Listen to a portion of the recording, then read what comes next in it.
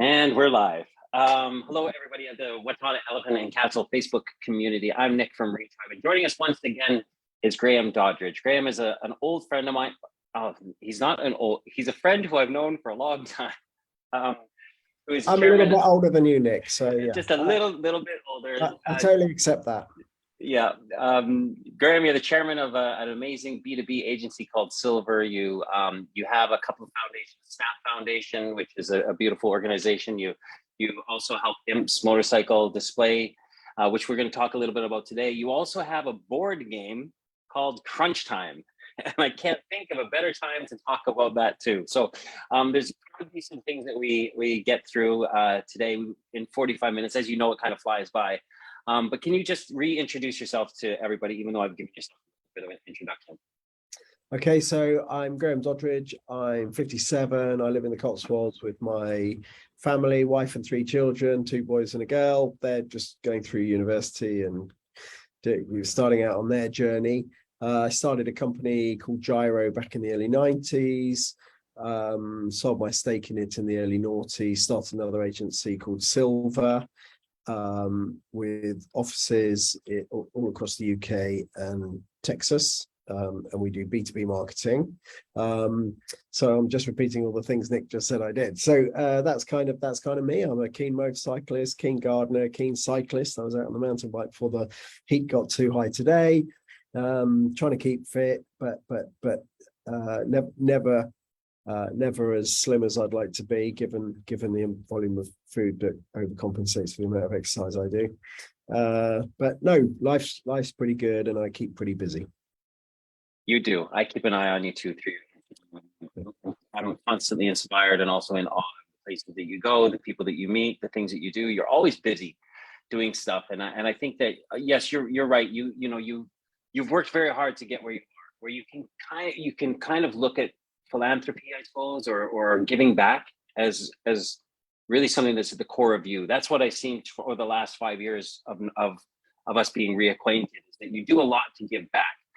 And you know the reason why we're having this other talk, because I know the last time we talked about kind of the agency world, but I want to kind of talk to you about Imps Motorcycle Display, which is a charity set in East London and Hackney. It's got this beautiful history that's been around since the 60s and 70s.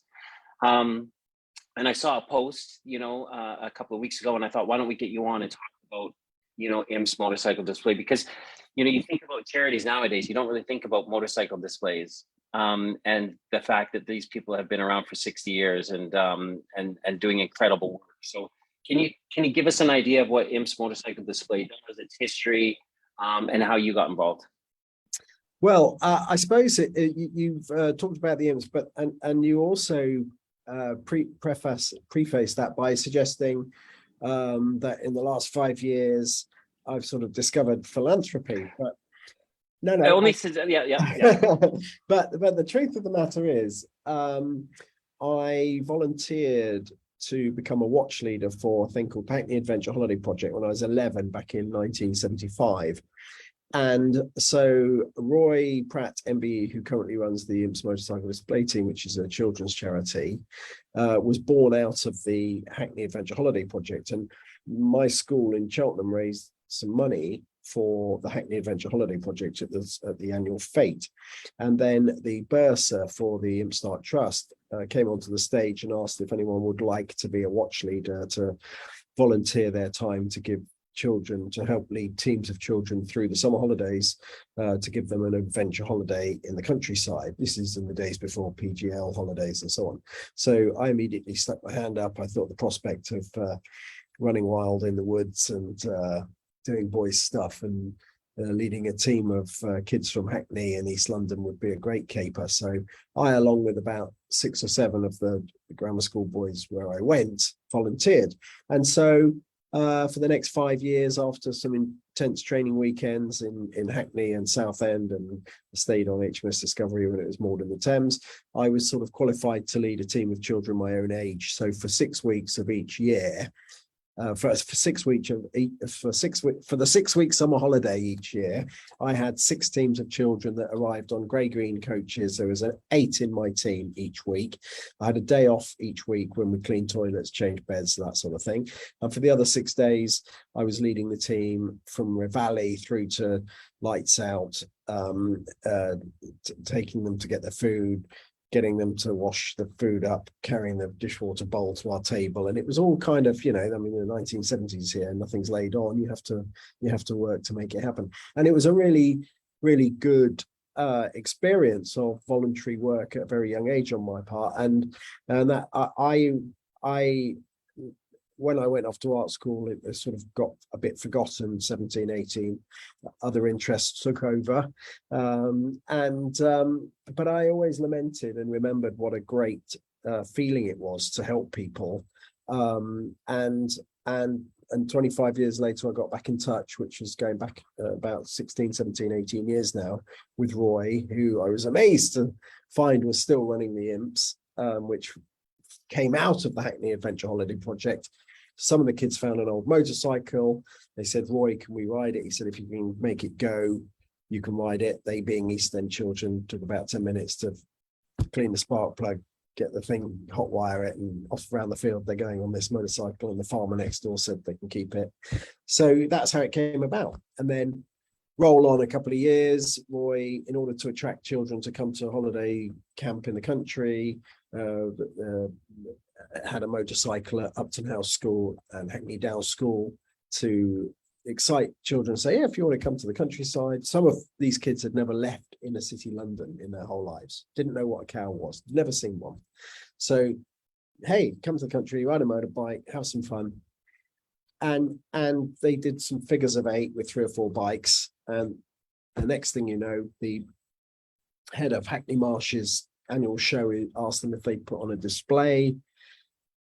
Roy took it up a notch, started using some of his military background, and before you know it, red tunics, everyone, and bikes that seemed to match. And then Soichiro Honda, another by chance meeting, sent a film crew over to the UK, and they filmed the Imps. And 3 months later, 20 Honda XL 125s turned up, courtesy of Soichiro Honda. So, and then I got back involved about 20 years ago. The Honda deal had been running for nearly 30 years, well, 20 plus years, and that had come to an end. And so I stepped in to try and help raise the profile and, keep the thing going.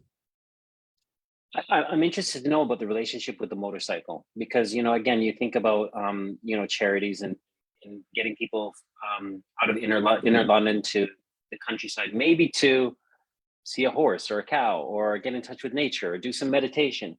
I was involved. Like, I got my first 125 when I was 18 years old.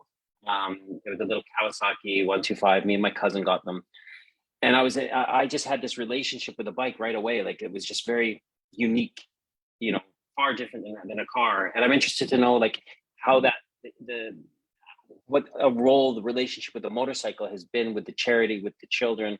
And why it makes it so unique. Well, I think the first thing to say is motorcycles are exciting. The team is open to all, so boys, girls, and I think it gives you a freedom, doesn't it? And it's there's all sorts of connotations, from Steve McQueen jumping fences to I mean, it's the Easy Rider, the Henry Fonda hitting the road. So I think that motorcycling is and I'm a motorcyclist as keen today as I ever was. Like you, I had my first 125 because that was in the days, biking was a cheap way to get about, whereas now it would seem that most parents will help their child to get a car. Because motorcycles are considered dangerous, and of course they can be dangerous in the wrong hands, and there's plenty of wrong hands out there smashing bikes up. But then car drivers is the same sort of thing. I think what the Imps, where the Imps is unique, is because it teaches real discipline and control and it gives children the ability to work as a team in a disciplined environment, to put on really quite spectacular shows. And it's also given them a chance to travel and see the country, and on occasion go to international tattoos. There's one in Norway in September.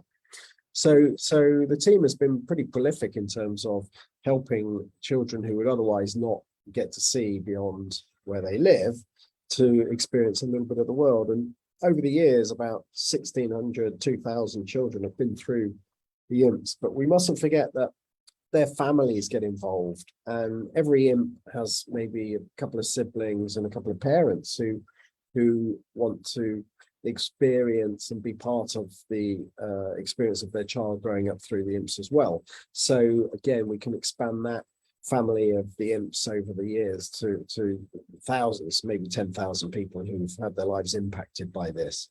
We recently shot a film at the Imps base, interviewing school teachers, some of the kids, some of the parents, some of the chaperones.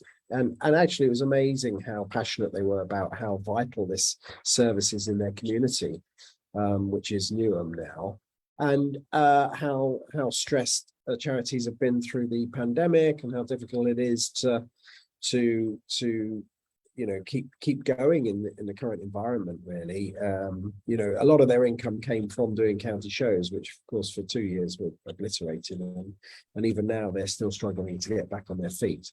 So I've got together with a few friends of mine we've come up with a scheme called Buy a Bike.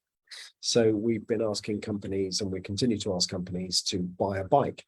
Effectively, it's a charitable donation, and in exchange for the very generous gift of £2,970, we will put your name on the side of one of the brand new motorcycles, and we'll also put your company logo and your name on the side of the lorry, should you wish. Some of the very generous donors want to remain anonymous, so in which case they can come up with a name for the bike, which could be anything you like.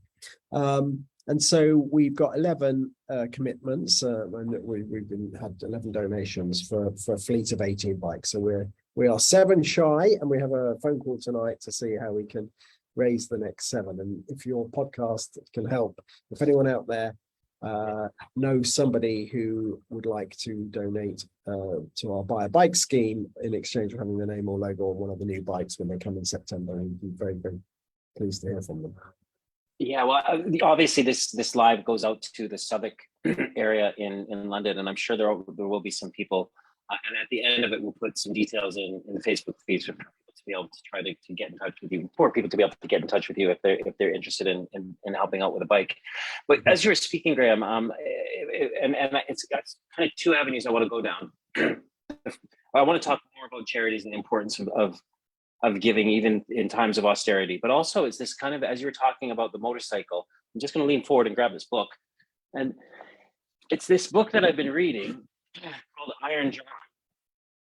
And it'll flip the other way, right? I don't know if you'll be, yeah. And it's about rites of passage. And as you were talking, it reminded me of when I got that Kawasaki 125 up in Doncaster when I moved over here. And me and my cousin, we started tinkering around with them and taking the exhausts off and taking out the washers and trying to make them a little bit faster. And we were getting our hands dirty. And then we would go into the forests and ride these bikes, and sometimes they'd fall over and we'd have to pick them up. But it was this thing of like, it was almost like a rites of passage, like from being a child, to then all of a sudden be given this piece of equipment that, can go 50, 60 miles an hour, and you need to look after it. You need to make sure there's gas and oil in it. And it makes me wonder about nowadays, as I've got 3 young men in my life, as a bonus dad, I'm looking at ways where young children have these rites of passage where they can, find an interest, they can get them out of all of the things, all of the social media and sitting online and playing video games, and get them out of themselves to in an environment where they're actually doing something that is quite grown up, and it gives them this rite of passage. How can you relate to that when you were like 11 to 18, when you started getting involved in this? I think so. I saw it as an escape from a small village that I'd grown up in. Not that I was looking to particularly escape, but I wanted to see a bigger world out there. and to meet people who weren't from my local community. And I think the era that you're describing, the 70s and 80s, the 1-2 for the fizzies, the 50s, the FS1E Yamahas, and all those little bikes that we all had in that period of time, that was probably quite a unique and relatively small window when the Japanese big four, Kawasaki, Suzuki, Yamaha, and Honda, were all competing and bringing out these little bikes. And I think probably in the 50s and 60s, children of 17 probably didn't have access to BSA Bantam 125s. Maybe their dad did, but I think the democratization of small motorcycles was something that was unique to our generation, really. And I think that subsequently has gone away a little bit because of safety concerns, and our generation being the next parent.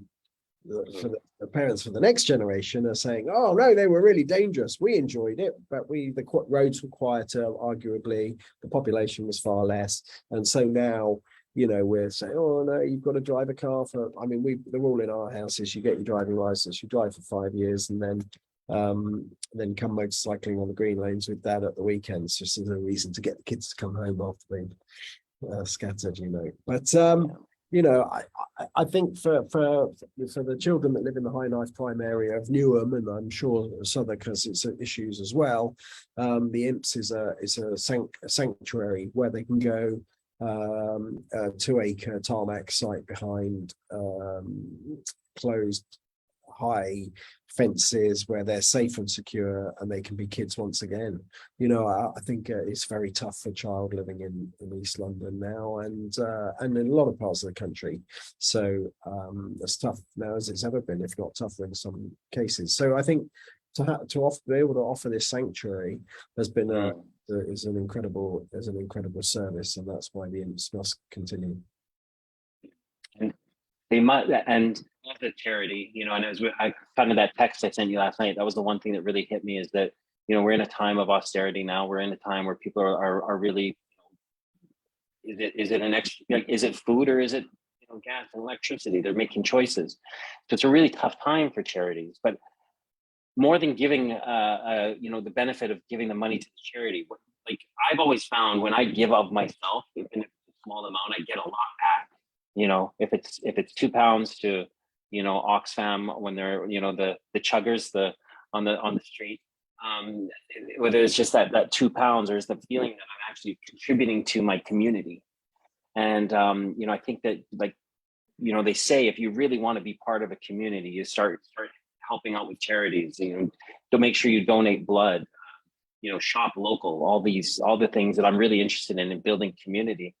So it's not really about the money, it's the sense of feeling part of a community, to be able to contribute. And I find that trying to talk to people about how important it is to be able to contribute to charities, it's a two-way street. It's as beneficial to the charity as it is to you, feelings that you get from feeling part of something, part of a community.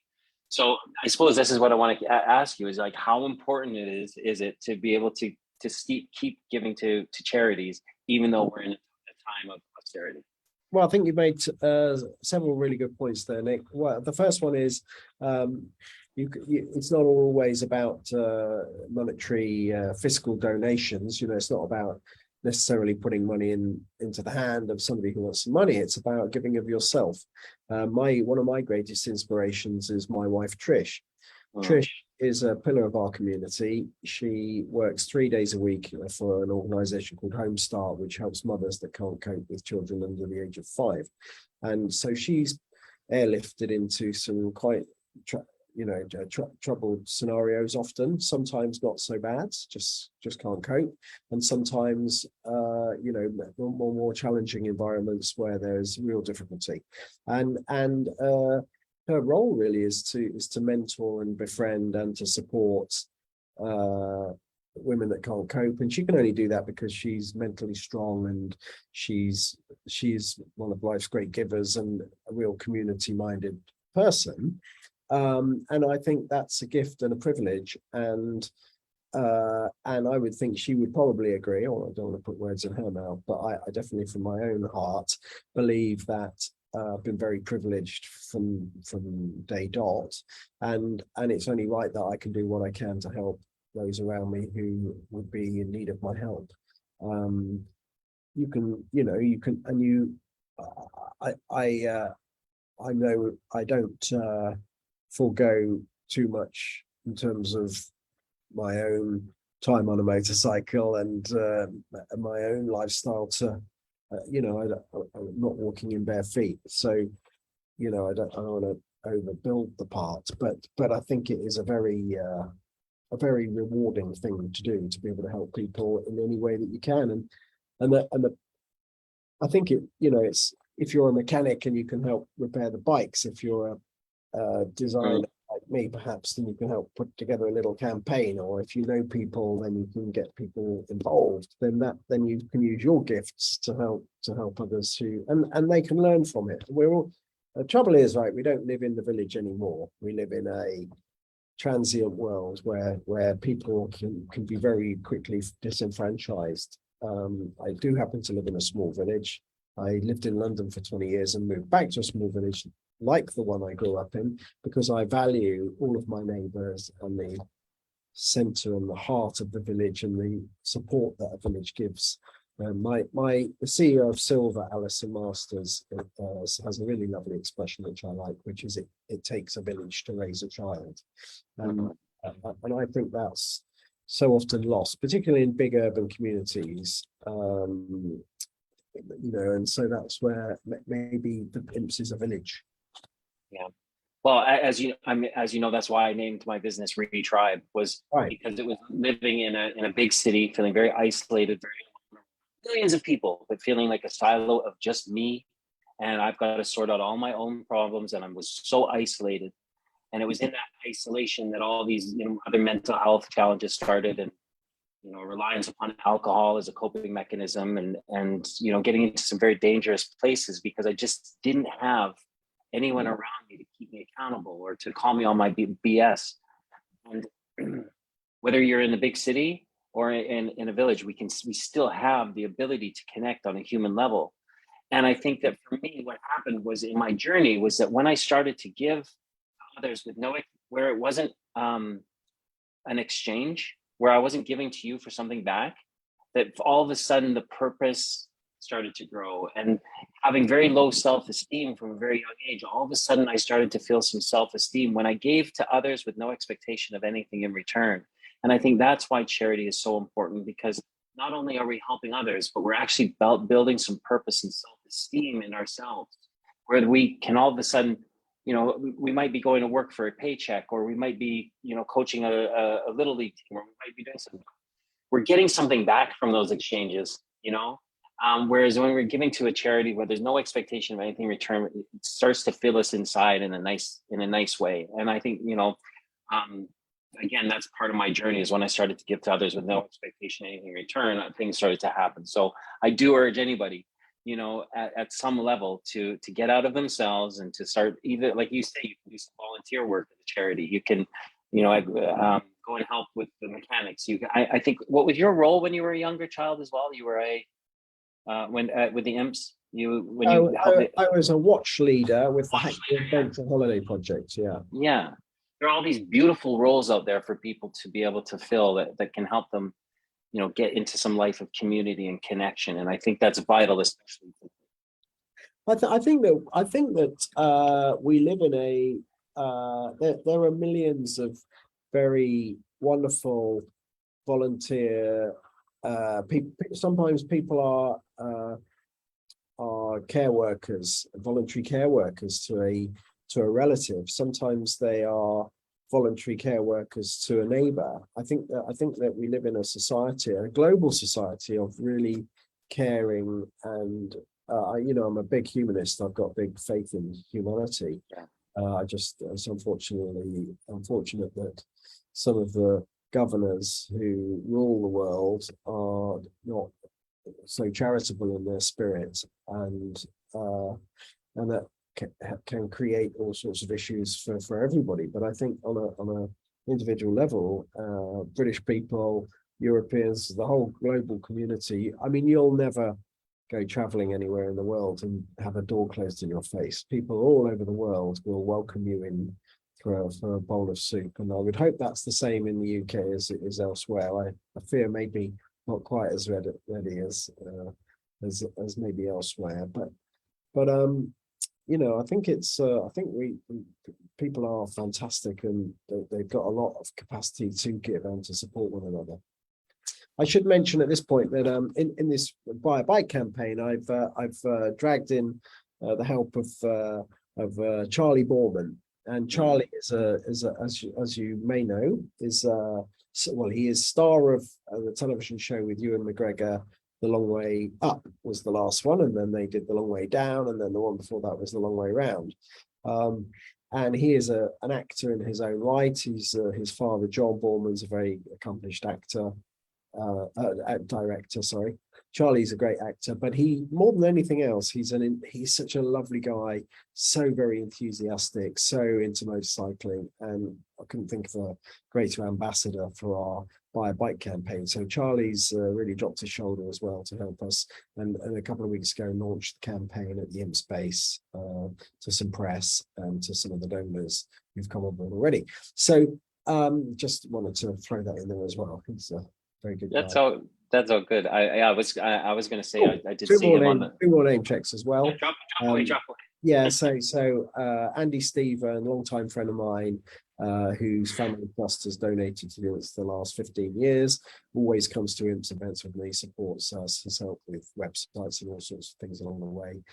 Very great supporter who's also bought one of the bikes, and also a guy called Jamie Waller, friend of mine who was a former Imp himself, who has donated very generously over the last 5 years to keep the team going. A very successful business person. So you know, there's a lot of people involved in keeping the Imps going and supporting it as well. And then of course, big shout out to Roy, who's been there since the year dot. He founded the Imps 52 years ago, and he's unbelievably and remarkably still running the show and still performing great shows around the world. As I mentioned earlier, Norway in September. I saw the video that you made, and he looks like quite a character. Oh yes, indeed. And just donated, given his, you know, he's given his whole life to, he's a welfare, even at this, even now, he is a welfare officer at Cubitt's Town Road in the Isle of Dogs, and gives off all his spare time to running this voluntary service to help the community. Incredible. Quite a man, and as you were talking to before, we talked about Charlie there, and you were talking about you being someone who believes in humanity, and I too. When you just look at the amazingness and the love that can come from humanity, and when we just kind of forget about the borders, we forget about politics, we forget about the education, we forget about bureaucracy in the corporate world, all of the systems. I suppose the three pillars in systems, like education, politics, and the corporate world, are all systems that we live in, and when humanity is, and they seem like systems that no longer serving us. And I think that when humanity can unplug from those systems and just be humans together, we can accomplish amazing things. Indeed. Yeah. Here's an amazing human. Here's my mother. Hello, Mom. There she is. How was the ice cream this morning? She enjoyed it. Good. Amazing woman. Yeah, amazing. You're a lucky man. What I'm going to segue into, Graham, is that we talk about, like, again, being humans, knowing that humanity, I think, is the ultimate strength when we all come together in a time of, unfortunately, in time of crisis, which really kind of shows when our humanness is. But you've developed a board game a few years ago called Crunch Time, and I know it was kind of spawned from the idea of what's happening with climate change. And I can't think, I don't know if it's just kind of coincidence, but a day when the UK is about to break records in terms of temperatures. What are your feelings? What brought you around to creating Crunch Time, the board game? Well, I surmised in my 20s when I was at art school that we're on a bit of a timeline on this. And about 10 or 12 years ago, I came up with the idea of crunch time, and I drew up this board game. And then I made 100 copies about 8 years ago, and then it didn't seem quite in the zeitgeist at the time. And then about a year ago, I got involved. I got Alison, of aforementioned CEO of Silver, and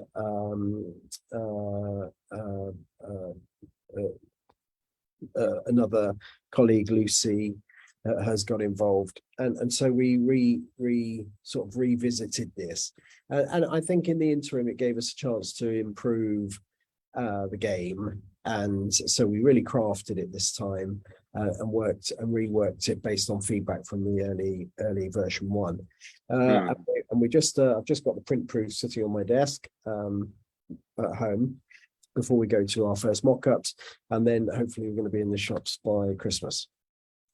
Can you explain how it works and Okay, what happens if explain the game, and then we'll get into what happens if you buy it. Yeah. So if you so basically in the center of the game is the Earth, with some rainforests and ice cap, and you go around the board, and your behavior damages the rainforest and the ice cap, and when that's all gone, it's crunch time. Then you reverse play, and your good behaviors and your good knowledge of the planet restore their world to how it was, and the winner is the player who's done most to help. Once we've got it in the shelves, Nick, I'll come on here and show you the finish. Yeah, let's do that. I'm very excited. It's looking really cool, because the serious point behind, how do you educate people? I think the best way is through play and gamification. So ultimately, there's going to be an app. There's going to be various aspects to the app. All the cards will have QR codes that will go off to help you find out more about what you can do as an individual to be more cognitive. I mean, I was out cycling really early this morning with my neighbor, and his son is he's only 12 years old, and I think he's 12. Yeah, he's a triathlete, which is why he was beasting us on the hills, and we were struggling to keep up with him, even at 12. And he was like a machine. But he's very cognitive. They're very cognitive. There's a great education system now at school where children are learning about behaviors and the effects of climate change and so on. And they're the first generation who really are going to be massively impacted. And like you say, today is the day when it's going to come home to everybody that we've got to make some wholesale changes. And so crunch time is about helping people understand. So it's through play, and there's a winner and there's losers, but really it's about finding out who. Oh, hang on, it's all going off now. Okay. I thought if I turn the volume off, that wouldn't come through, but it seems to be linked to the old. Yeah, I had to disconnect my laptop to my phone. I had to actually Google how to do it. Every time. How do you do it? Tell me. You go to FaceTime, go to the FaceTime icon, and then you can disconnect through FaceTime, because it rings up through FaceTime. Oh, I see. They're responsible for a lot of stuff, aren't they? Yeah. So that's where the game is at. And we're going to be doing a bit of crowdfunding to raise its profile, and also trying to get it onto the shelves of. So it's the antidote to monopoly, which is capitalist game. Yeah, it was funny, because I think the reason why you and I actually got in contact again like 5 years ago was because I used to do board game nights in Toronto through Refab. Right. I think he said, yeah, that was it. Because I used to post every Tuesday or Wednesday we did a board game night. And I think that is something that we might be able to start working on together, is board game nights in London, but we'll just play crunch time. Perfect. I like it. Yeah, let's do. Have fun and help save the planet. Well, let's get people together in a community, accountability, and we'll have it around that particular thing of playing a board game. Like you said, it's just fun to play board games. Yeah. But let's play a board game with some awareness to it, because I think that's the thing, is like we're creating awareness around what's going on. The other day, I was going through, and there was like, how they advertise like the thing that's coming up, and I think it was the new David Attenborough film.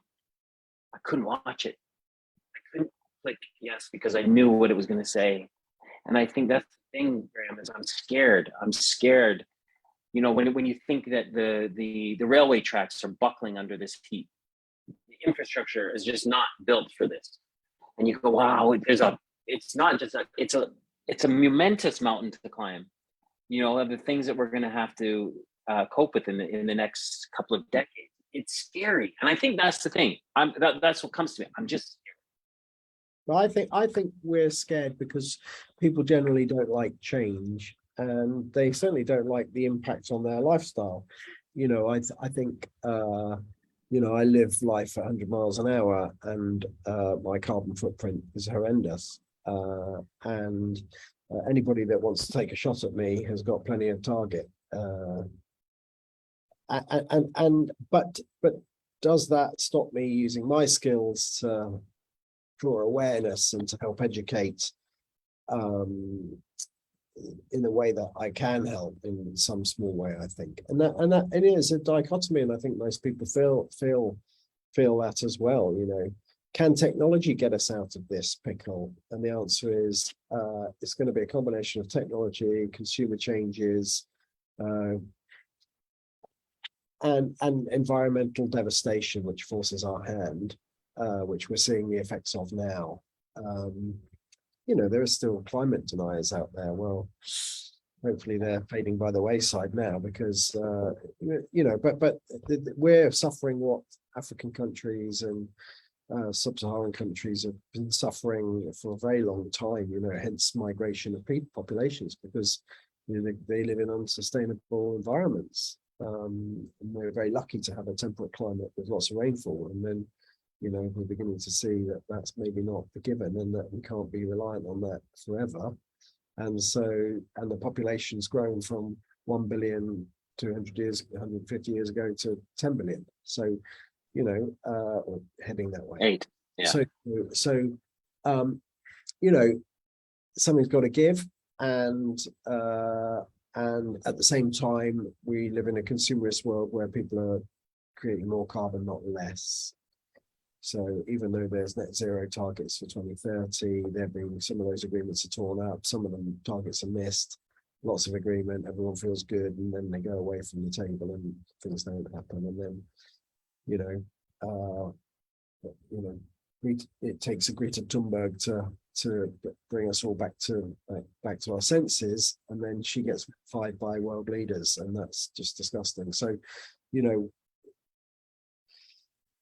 we've got there's a challenge for sure is ahead of us, and hopefully I can play a small part in helping educate and have fun with it, and not get too depressed, but I think education is the key, right? Yeah, I think you're going to get depressed about things you don't know about your fear.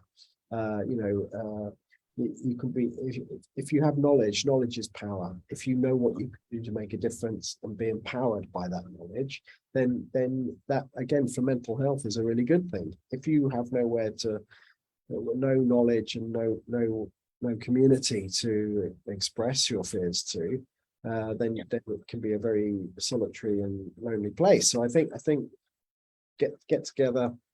Yeah. Discuss the problems. Don't say, oh, I don't want to play that, it's depressing, I only want to do fun stuff. That's like only eating ice cream and not eating the vegetables that, you know, are good for you. You know, you've got to eat the vegetables. And I think you nailed it. We need to come together, and I think that from my understanding of the big systems and how we operate, you know, with the very, very few rich older white folks kind of generating all of these political systems that we're all into, so that more money is going to a small amount of people. And I think once I become part of a community, start thinking about decentralization and unplugging my world and my little tribe away from that stuff. And I think the more people that do that, I think that's when political and economical change will start to drive changes, because that's what needs to happen. Is that these folks that run all these 9 corporations that run the world need to know that they're going to start losing money by people becoming decentralized to the systems. And I think that comes in community. Because once you start caring for your small, like the village around you, then you can do it like in a micro level. And I think if a lot of people start doing that, then it becomes macro change. I don't know, I don't know. I just, like you said, I believe in humanity. I think we're all going to be okay. It's just going to be a bumpy road. Well, I I think there's optimism, and then there's it's good to be optimistic. It's important to be optimistic, but it's the definition, or they say it's the definition of madness to do the same thing twice and expect a different result. So Yeah. it makes no logical sense that if you know, blind hope is not enough. You know, we have it in our power to make a change. So blind hope is not enough, and if we're hoping that someone else is going to make the world a better place for us than ourselves, then that is the blind hope that will lead us down the path to almost certain dissatisfaction. So I think we all need to face the facts. We all need to really understand that unless we all change dramatically as individuals, as society, as community, then we face a very challenged future. And you know, but that's the facts. You can color it any which way. You can turn the news off. You can bury your head in the sand, but that won't stop the ice caps from completely disappearing in the next 20 years. It won't stop the permafrost from melting, and it won't stop global warming, and it won't stop the rapid acceleration of global warming. And it won't stop the pollution of the seas, and it won't stop the acidification of the seas and the smog in the air, and it won't stop the deforestation, the highest level of which occurred in 2021. And the only reason we know that it's the highest level of deforestation in Brazilian rainforests in 2021 is because we haven't had the answers for the 2022 that we're now living in. So, you know, switch off, turn off won't change anything. Our behavior will change everything. And you know, those are the facts. And you know, wish I could tell you something else. Well, I think that as you say that too, I mean, I'm thinking about guys our age, right? We're in our 50s, and you know, I don't know how much things are going to change over the next 10 or 20 years. And it'd be really easy to kind of put our head in the sand and say, do you know what, it's not our problem anymore. And that's why I'm going back to Imps. You know, I'm going back to these youth. I'm going back to, you know, the 3 boys that are now in my lives, and how much compassion from coming from guys like us needs to go towards them so that they can understand that, you know, that there is hope, you know, and that they are beautiful people, and that they deserve us to be able to be seen as doing something. We can't point fingers and point the blame and stuff and say that because of our parents this happened, because of those parents this happened. We just have to face the facts of what you said, which is today, that we know things are changing and we need to change. So I think it's in that thing of like generational coming together, you know, and that's something that I'm thinking about as you were talking. Like we need as generation to open up and hold our hands to the generation before us and the generation behind us, to say that we are in this together, and no one's going to just go and put our heads in the sand and run away. How can we do this together? Well, yeah, I think that's right. I think you know, we it's in our power to change. It's in our power to make a difference. But we need to know how we can make a difference, and we need to firstly educate ourselves. Firstly, we've got to understand what the problem is, work out how to get most efficiently from A to B, to resolve the issues, and there are lots of people working on this. So we are not alone. You know, if you contribute to the fight back, you are not going to be alone. But I think these increasingly hot summers only serve to remind us of where we're going. And this isn't weather. This is, well, it is weather, but it's not a weather. It's not weather, it is climate change. There is underlying climate change underneath the weather. You know, I woke up this morning and I say, what a beautiful day. It's lovely. Yeah. You're better off not turning on the news where the media tell you it's the end of time. Because that is very depressing. But you know, you have to measure that. You have to balance. You know, you have to balance information with what your own experiences are around you on a daily basis, and not become a conspiracy theorist, not become a victim of media saturation, but use logic and your own understanding of basic science to really see, know, understand, and empower yourself to make the difference you want to make. And we're all individuals, and collectively we have great strength. And I like you, I'm very positive, very optimistic, and I believe that we will find our way through this, and that we can find our way through this. And we live in a fantastic time in so many ways. There's far, relatively, there's the world is an incredible place statistically, in terms in all sorts of ways. So I think, without getting into facts and figures and numbers, but there are definitely big challenges ahead. Yeah, and I think that is beautiful. I think to be in a time of change is beautiful, because we can be on the right side of it and we can do the next right thing. So Graham, thank you so much for joining me again. When you're ready to come on about crunch time, we can do another talk. Let me know. But how can people, I'll put the links into the Facebook feed about Imps, but if you just want to again remind people about Imps. So impsonline.com is the website to Imps Online, and then crunch time is playcrunchtime.com. So that's beautiful. Simple. That's simple. Graham, you're a wonderful man. I'm blessed to have you in my life. I really look up to you, and you're awesome. Thank you for joining us, and thanks everybody for joining us too. Don't forget, on Thursday I've got 2 sessions. I've got a Tough Your Tender gathering from 11 to 11:45, and then 11:45 to 12:15. We're going to do weekly sessions, little critical conversations around resiliency. So that's a free session. Just drop in. The Zoom link is in the Facebook feed. So I'll see you all then. Thanks a lot, Graham, and see you later. Bye. Thank you, Nick. Feel the same about you. Bye now, everyone.